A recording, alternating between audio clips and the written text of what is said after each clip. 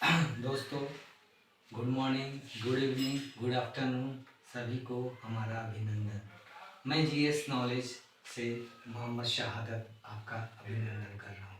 आज मैं एक बहुत महत्वपूर्ण टॉपिक के बारे में बात करने जा रहा हूँ। वो टॉपिक जो हमारे एजुकेशंस लाइफ, हमारी सोसाइटी, हमारे समाज को सब कुछ बदल के रख दिया। उस टॉपिक का नाम है राइट टू एजुकेशन।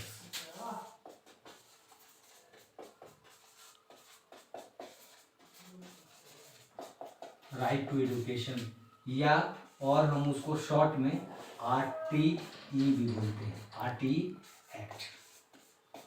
ये एक्ट उस वक्त आया जब भारत के 13वें नंबर के prime minister doctor Manmohan Singh थे। उनके कार्यकाल में इस एक्ट के लिए महत्वपूर्ण योगदान रहेगा। वो भारत के पहले सिख प्राइम मिनिस्टर थे और हम कह सकते हैं वो माइनॉरिटी प्राइम मिनिस्टर भारत के पहले थे जिन्होंने इस एक्ट को लाया। इस एक्ट को जो हमारे संसद में जो पास किया गया था वो 4 अगस्त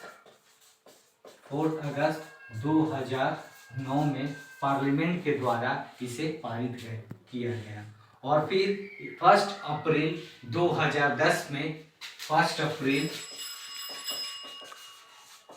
2010 में ये एक्ट जो है हमारा इफेक्टेड हो गया, मीन्स ये काम करना शुरू हो गया।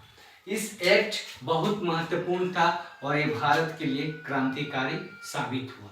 राइट टू एजुकेशन एक्ट क्या है, पहले ये समझिए। यह वो एक्ट है जिसमें बच्चों को फ्री, कंपलसरी, यानी सभी को फ्री में, मुफ्त में शिक्षा दिया जाएगा जिनकी उम्र एज यानी 6 से लेके 14 साल के बीच में। उनके लिए कोई चार्ज सरकार नहीं लेगी, फ्री में सरकारी स्कूल में उनको एडमिशन्स दिया जाएगा। सरकार ने इस स्कीम को चलाने के लिए हर एक तरह के उपाय का प्रबंध किया। उसमें था एक SMC। अब हम पूछते हैं कि SMC क्या है या SMC का मतलब क्या होता है। तो SMC का मतलब हुआ स्कूल मैनेजमेंट कमेटी। इस कमेटी में कौन कौन है, तो पेरेंट्स हैं, टीचर्स हैं, गार्जियंस हैं और लोकल अथॉरिटीज हैं। मीन्स जो हमारे मुखिया हैं, सरपंच हैं, वो सब इसके मेंबर हैं स्कूल मैनेजमेंट कमेटी के। इनके द्वारा जो एक्ट बना तो इनको ये जिम्मेदारी दी गई थी कि आप देखिए जिस स्कूल में इसको चलाया जा रहा है वो सही से काम कर रहा है या नहीं कर रहा है। तो ये आगे चल के बहुत बड़ा हमारे देश के लिए सक्सेस साबित हुआ। अब हम लोग बात करते हैं इसमें मुख्य बातें क्या है, इसकी बेनिफिट क्या है। जिस तरह इसमें जो खर्च आते थे, बच्चों का फीस का टेंशन रहता था, जो लोग जिनके पास पैसे है उनके लिए कोई बात नहीं। हमारा देश में बहुत से लोग हैं, गरीब हैं, जिनके पास पर्याप्त पैसे नहीं है कि अपने बच्चों को स्कूल में भेजें। सरकार ने इस अवस्था को देखते हुए उनको मुफ्त में शिक्षा दिया। उनको मुफ्त में कहा कि आपका यूनिफॉर्म का खर्चा, स्कूल में खाने का खर्चा, टेक्स्ट बुक सब कुछ मुफ्त दिया जाएगा, लेकिन आपको स्कूल में आना पड़ेगा। आप स्कूल में आइए, पढ़िए, खाइए। और इस तरह ये एक्ट जो है हमारे लिए बहुत सक्सेस साबित हुआ। इस एक्ट में एक और सबसे बड़ी महत्वपूर्ण बात ये थी कि राइट टू एजुकेशन एक्ट में अगर कोई प्राइवेट स्कूल है, जिस एरिया में प्राइवेट स्कूल चल रहा है, तो जिनके पास पैसे हो वो तो आराम से एडमिशन ले सकते हैं, उनके लिए कोई चिंता की बात नहीं। पर उस गरीब बच्चा का क्या होगा जिनके पास पैसे नहीं है। तो सरकार ने इस चीज के ऊपर भी बहुत ज्यादा ध्यान दिया और कहा कि हर उस स्कूल को 25% सीट्स जो है वो आपको रिजर्व रखना पड़ेगा। उनके लिए जो पुअर हैं, मीन्स गरीब हैं, जिनकी जरूरत है, जिनकी शिक्षा की जरूरत है, जो बैकवर्ड है, जिनके पास कोई तरह का प्रबंध नहीं है। और इस तरह ये हमारे लिए हर एक स्कूल के लिए कंपलसरी हो गया और 25% सीट रिजर्व करना। स्कूल को, प्राइवेट स्कूलों को मजबूर होना पड़ा कि 25% सीट उन गरीब बच्चों के लिए रिजर्व रखना है। ठीक है, अब हम बातें करते हैं कि मुख्य इसमें क्या क्या बेनिफिट्स है।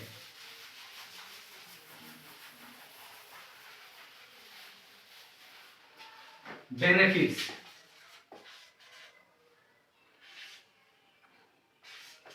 मुख्य बेनिफिट्स क्या है? तो इसमें मुख्य बेनिफिट्स था, इसमें कौन लोग एडमिशन लेंगे? वो लोग एडमिशन लेंगे जो गरीब हैं, जिनके पास पैसे नहीं हैं, वो लोग एडमिशन लेंगे। वो लोग एडमिशन लेंगे जो समाज के एकदम निचले स्तर पे हैं, जो जिनको एडमिशन लेने के लिए कोई कास्ट नहीं देखा जाएगा, कोई रंग नहीं देखा जाएगा, उनकी जेंडर नहीं देखी जाएगी, उनकी जाति नहीं देखी जाएगी, उनको धर्म नहीं देखा जाएगा। सभी के लिए सरकार ने इस स्कीम के तहत मुफ्त में शिक्षा देने का वादा किया और उसे करके दिखाने का भी वादा करके कोशिश किया।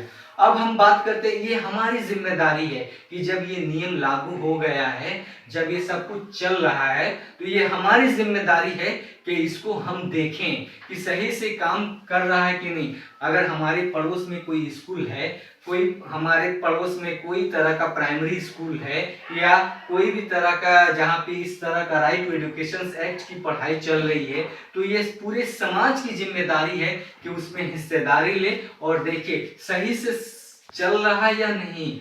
अगर स्कूल में मास्टर आ रहे हैं कि नहीं आ रहे हैं, स्कूल में पढ़ाई हो रहा है या नहीं हो रहा, समय पे बच्चों को खाना दिया जा रहा है या नहीं दिया जा रहा, ये हम सब की जिम्मेदारी है। सरकार इसके प्रति पैसे पानी की तरह बहाई और बहुत सारे पैसे इसमें इन्वेस्ट किए गए, तो सरकार तो अपना काम कर रही है, पर ये हमारा भी काम है इसे देखते रहना कि सही से ये काम हो रहा है या नहीं है, सही से पढ़ाई हो रहा है या नहीं है हो रहा है, ये हमारी कर्तव्य है। इसमें और भी एक इस तरह का ये दिया गया कि कोई भी बच्चा फेल अप टू क्लास 8 तक फेल नहीं होगा, उसे रोका नहीं जाएगा और उसे मुफ्त में शिक्षा दिया जाएगा। कम से कम वो अपना प्राइमरी एजुकेशन, जिसको हम प्राइमरी एजुकेशन कहते हैं, means primary education up to 8 standard तक कम से कम उसे शिक्षा मिलनी ही चाहिए मुफ्त में। तो ये इसमें प्रबंध किया गया था।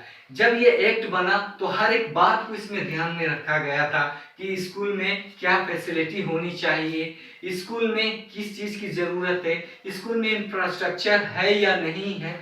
सरकार ने इन सब चीजों को करके इस नियम को, एक्ट को लागू किया। और जब ये काम करना शुरू कर गया, जब ये काम करना शुरू किया, तो हम लोग ये देखें इसमें कुछ प्रॉब्लम्स भी आई, कुछ प्रॉब्लम्स भी आई, फायदे भी हमें बहुत हुए, कुछ हमें खामियां भी आई। खामियां की क्या? सरकार की खामियां है? नहीं। क्या हमारी खामियां है? नहीं, हमारी जिम्मेदारियां की खामी है। अगर हम दोनों अपनी जिम्मेदारियों को, सरकार भी अपनी जिम्मेदारी को और जो नागरिक है वो भी अपनी जिम्मेदारी को सही से समझेगा, तो ये scheme right to education act Bharat के लिए क्रांतिकारी साबित होगा और सब कुछ बदल के रख देगा। और भारत एक ऐसा देश हो गया है जिस दिन ये एक्ट 4 अगस्त 2010 को जिस तरह जैसी पास हुआ, 1 अप्रैल 2010 को जैसी पास हुआ, भारत दुनिया का 135 नंबर का कंट्री हो गया पूरे विश्व में, जहां पे एजुकेशन एक फंडामेंटल राइट है। क्या है? फंडामेंटल राइट है। इस स्कीम में ये भी देखा गया कि हम किसी के प्रति भेदभाव ना करें, किसी को एडमिशन लेने में हम रुकावट ना करें, एकदम सब कुछ फ्री था, सब कुछ ओपन था। बस जरूरत थी हमारी योगदान, आपकी योगदान, तभी ये कोई भी एक्ट सही से चलेगा, तभी ये एक्ट सही से चलेगा। समझ रहे हैं ना? राइट टू एजुकेशन किस तरह हमारे देश के लिए क्रांतिकारी साबित हुआ। अब जब ये देखा गया तो इसमें कुछ जो प्रॉब्लम्स की मैं बात कर रहा हूं, उस प्रॉब्लम्स में क्या देखा गया, उस प्रॉब्लम्स में क्या देखा गया प्रॉब्लम्स में जो देखा गया, तो सरकार ने तो फाइनेंस किया, पैसे की कोई कमी नहीं, सरकार ने पैसे दिए और उस पैसे में सेंट्रल और स्टेट गवर्नमेंट ये दोनों हिस्सेदारी थी। इस एक्ट में कुछ पैसे केंद्र सरकार देगी, कुछ पैसे राज्य सरकार देगी। जिम्मेदारी किसकी है इस एक्ट को चलाने की अपने राज्य में? राज्य सरकार। मान लीजिए हम जिस राज्य में रहते हैं उस राज्य की सरकार की जिम्मेदारी है कि ये एक्ट सही से काम करे, ये एक्ट सही से काम करे। अब इसमें कुछ, जब ये स्कीम चलने लगा तब इस स्कीम में कुछ खामियां नजर आई। खामियां नजर क्या आई कि रियल सिनेरियो में क्या हुआ, 2010 में एक रिपोर्ट आई, 2010 में एक रिपोर्ट आई। उस रिपोर्ट में national council for teaching education, national council for teaching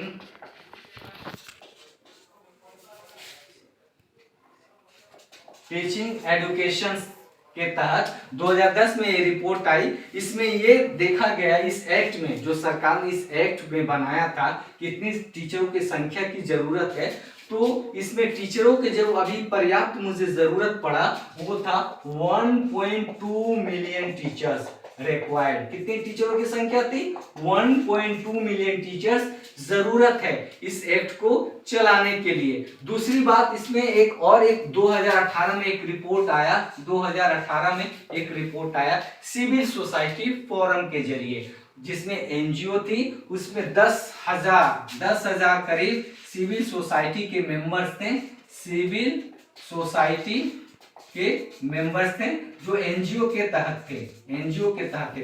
उन्होंने जब सर्वे किया तो एक चौंकाने वाले आंकड़े हमारे पास आए। वो आंकड़ा क्या था? सिर्फ 5%, ओनली 5%, सिर्फ 5% स्कूल जो है, 5% सिर्फ स्कूल जो थे वो इस नियम के तहत पाए गए सही। अब इससे अंदाजा लगा सकते हैं कि इसकी प्रॉब्लम्स कितनी है, प्रॉब्लम कितनी थी। 5% स्कूलों में वो सब कुछ इंफ्रास्ट्रक्चर था, जिस तरह टॉयलेट है, प्लेग्राउंड है, स्कूल्स की बिल्डिंग अच्छी है, स्कूल्स में इलेक्ट्रिसिटी है, लेकिन 95% स्कूलों में ये सब फैसिलिटी मिसिंग था। तो ये एक चौंकाने वाला आंकड़ा था। दूसरी बात क्या है कि फिर एक स्कूल स्टूडेंट्स की जो रेशियो है, जो स्टूडेंट्स और टीचर का जो रेशियो है, तो 30:1 है, यानी एक क्लास में 30 छात्र रहेंगे तो एक शिक्षक रहेंगे। Means there will be 30 student, for every 30 students there will be 1 teacher. But unfortunately what it happens, unfortunately 30% means कम से कम 30 स्टूडेंट्स पर क्लास में जो थे, उसमें 40% की आबादी जो थी, 40% की संख्या जो 30 से हर एक क्लास में स्टूडेंट्स की संख्या ज्यादा थी, जो बहुत ज्यादा किसी भी स्कूल के टीचर्स के लिए कठिनाई है। कहीं कहीं के स्कूल में बेंच नहीं है, कहीं स्कूल में इलेक्ट्रिसिटी नहीं है, कहीं पंखे नहीं है, बिजली है तो पंखे नहीं चल रहे हैं, पंखे हैं तो मतलब लाइट का स्विचिंग फैसिलिटी नहीं है। ये सब देखा गया। 60% स्कूलों में इलेक्ट्रिसिटी की व्यवस्था नहीं है। आप अंदाजा लगा सकते हैं कि जिस स्कीम में सरकार ने इतने पैसे इन्वेस्ट किए, आखिर ये कमी कहां से आई?